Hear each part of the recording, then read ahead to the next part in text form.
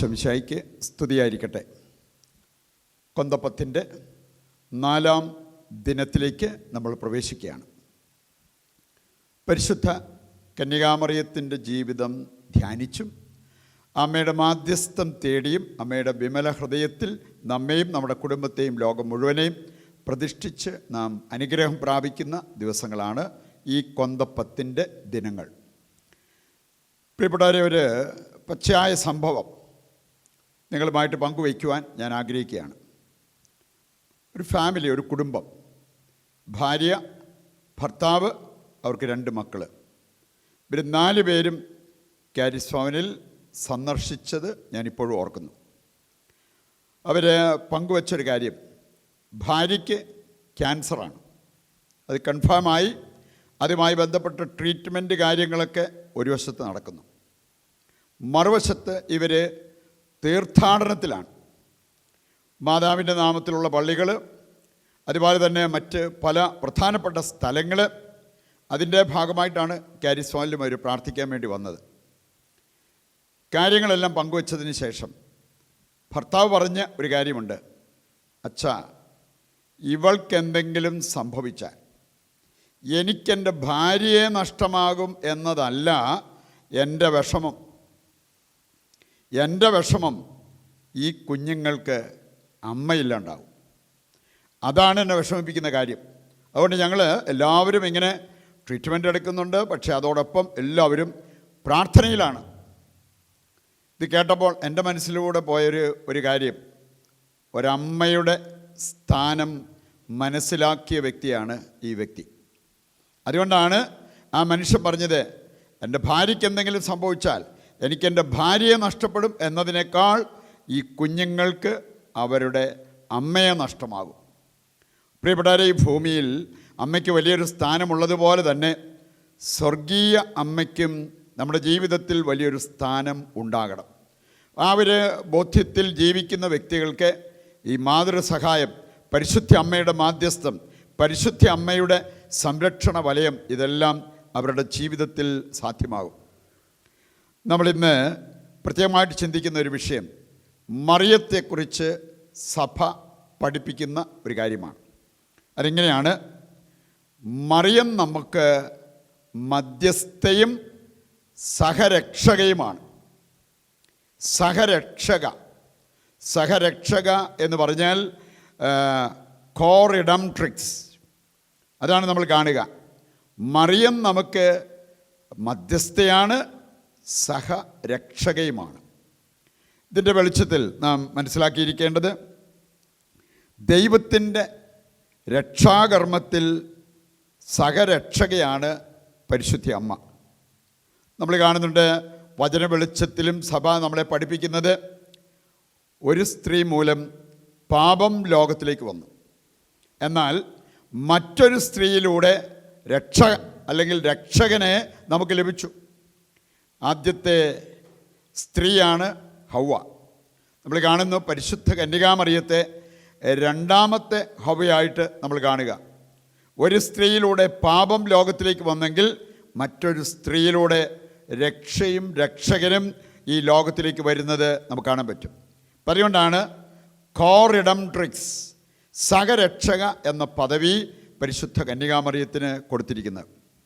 പ്രിയപ്പെട്ടവർ, നമ്മളിന്ന് ചിന്തിക്കുന്നൊരു കാര്യം, ബൈബിളിലൂടെ കടന്നു പോകുമ്പോൾ നമുക്ക് യേശുവിൻ്റെ അമ്മയായ മറിയത്തെക്കുറിച്ചും മറ്റ് 6 മറിയത്തെക്കുറിച്ചും കാണാൻ പറ്റും. അങ്ങനെ മൊത്തം 7 മറിയം ബൈബിളിൽ നമുക്കുണ്ട്. ചിലരെ സംബന്ധിച്ചിടത്തോളം ആകെ അറിയാവുന്നത് യേശുവിൻ്റെ അമ്മയായ മറിയം.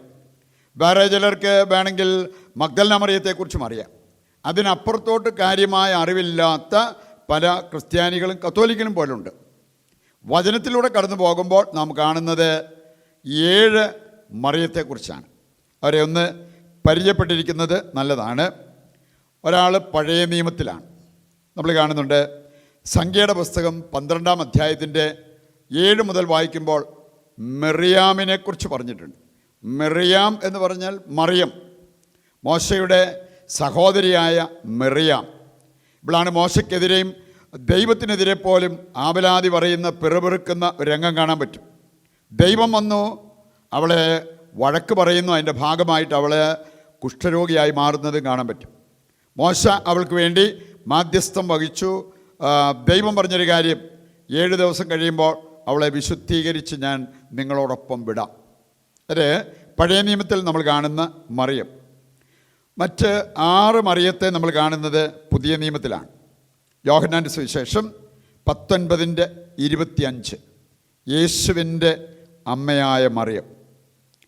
മത്തായിയുടെ സുവിശേഷം 27:61 അവിടെ നമ്മൾ കാണുന്നു മഗ്ദലന മറിയം. ലൂക്ക 10-ാം അധ്യായം 38-39 വചനങ്ങൾ വായിക്കുമ്പോൾ ലാസറിൻ്റെ പെങ്ങൾ മറിയം, മർത്ത മറിയം. വീണ്ടും നമ്മൾ കാണുകയാണ് മറ്റൊരു മറിയമാണ് ക്ലോപ്പാസിൻ്റെ ഭാര്യ മറിയം. യോഹന്നാൻ 19:25 നമ്മൾ കാണുന്നത് ആ മറിയത്തെയാണ്. 6-ാമത്തെ മറിയമാണ് യോസയുടെയും ചെറിയ യാക്കോബിൻ്റെയും അമ്മയായ മറിയം. അവസാനത്തെ വ്യക്തി 7-ാമത്തെ മറിയം. റോമ 16:6 വായിക്കുമ്പോൾ പൗലോസ് വന്ദനം പറഞ്ഞ ഒരു മറിയത്തെ അവിടെ നമുക്ക് കാണാൻ സാധിക്കും. പ്രിയപ്പെട്ടവർ, നമുക്ക് പരിശുദ്ധ അമ്മയുടെ മാധ്യസ്ഥം തേടി പ്രാർത്ഥിക്കുമ്പോൾ ഇതുപോലെ 7 മറിയം ബൈബിളിൽ ഉണ്ട് എന്ന കാര്യം നമുക്ക് മനസ്സിലാക്കിയിരിക്കാം. നമ്മളിന്ന് പൊതു നിയോഗമായിട്ട് വയ്ക്കുന്നത് ആശയക്കുഴപ്പത്തിൽ കഴിയുന്നവർ ശരിയായ ധാരണയിലേക്ക് വന്നെത്തുവാൻ പരിശുദ്ധ അമ്മയുടെ സഹായം തേടാം. ദൈവമാതാവും ഞങ്ങളുടെ മധ്യസ്ഥയുമായ പരിശുദ്ധ കന്യകാമറിയമേ, മനുഷ്യകുലം മുഴുവൻ്റെയും മാതാവും സംരക്ഷകയുമാകുവാൻ ദൈവം മുൻകൂട്ടി തിരഞ്ഞെടുത്തിരിക്കുന്ന അങ്ങയെ ഞങ്ങൾ വണങ്ങുന്നു. ഞങ്ങളുടെ കുടുംബത്തിൻ്റെ മാതാവും സംരക്ഷകയുമായി ഞങ്ങൾ അങ്ങയെ സ്വീകരിക്കുന്നു. വാത്സല്യനിധിയും കരുണ നിറഞ്ഞവളുമായ പരിശുദ്ധ മറിയമേ, അമ്മയുടെ വിമല ഹൃദയത്തിന് സമർപ്പിക്കപ്പെട്ട ഞങ്ങളെ അങ്ങേ കരങ്ങളിൽ വഹിച്ച് സ്വർഗത്തിൽ എത്തിക്കണമേ. ഞങ്ങളുടെ ശരീരവും ആത്മാവും അശുദ്ധമാകാതിരിക്കാനും ഞങ്ങളുടെ വാക്കുകളും പ്രവൃത്തികളും തീരുമാനങ്ങളും അങ്ങയുടെ തിരുക്കുമാരന് പ്രീതികരമാകാനും ഞങ്ങളെന്നും സത്യമാർഗത്തിൽ നയിക്കപ്പെടാനും അമ്മ ഞങ്ങൾക്കായി പ്രാർത്ഥിക്കണമേ. നന്മ നിറഞ്ഞ അമ്മേ, ദൈവമാതാവേ, ഇന്നത്തെ ഞങ്ങളുടെ എല്ലാ പ്രവർത്തനങ്ങളെയും ഞങ്ങളിന്ന് കണ്ടുമുട്ടുന്ന എല്ലാവരെയും അമ്മയുടെ വിമല ഹൃദയത്തിന് ഞങ്ങൾ പ്രതിഷ്ഠിക്കുന്നു. ഞങ്ങളിലെ എല്ലാ തിന്മയും അശുദ്ധിയും അകന്നു പോകാനും പ്രലോഭനങ്ങളെ അതിജീവിക്കാൻ ആവശ്യമായ ആത്മീയ കരുത്ത് ഞങ്ങൾക്ക് ലഭിക്കാനും അമ്മ ഞങ്ങൾക്ക് തുണയാകണമേ.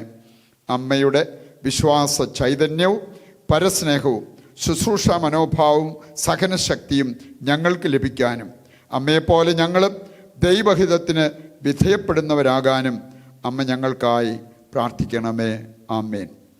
നമ്മുടെ എല്ലാ ആവശ്യങ്ങളെയും സ്വർഗത്തിലേക്ക് ഉയർത്തിക്കൊണ്ട് താഴ്ന്ന സ്വരത്തിൽ കർത്താവിനെ സ്തുതിച്ചുകൊണ്ട് ദിവ്യകാരുണ്യത്തിൻ്റെ ആശീർവാദവും നമുക്ക് സ്വീകരിക്കാം. യേശുവേ നന്ദി. Hallelujah, hallelujah, hallelujah. പിതാവായ ദൈവമേ, പരിശുദ്ധ അമ്മയുടെ മാധ്യസ്ഥതയിലൂടെ സ്വർഗത്തിലേക്ക് ഞങ്ങൾ ഉയർത്തുന്ന ഞങ്ങളുടെ എല്ലാ ആവശ്യങ്ങളും അവിടുന്ന് ഇപ്പോൾ ഏറ്റെടുക്കണമേ.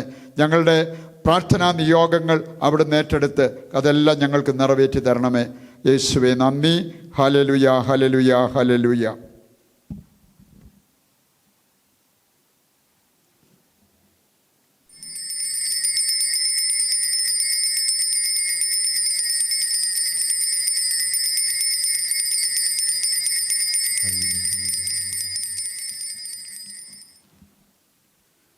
പരിശുദ്ധ പരമ ദിവ്യകാരുണ്യത്തിന് എന്നേരവും ആരാധനയും സ്തുതിയും പുകഴ്ചയും ഉണ്ടായിരിക്കട്ടെ.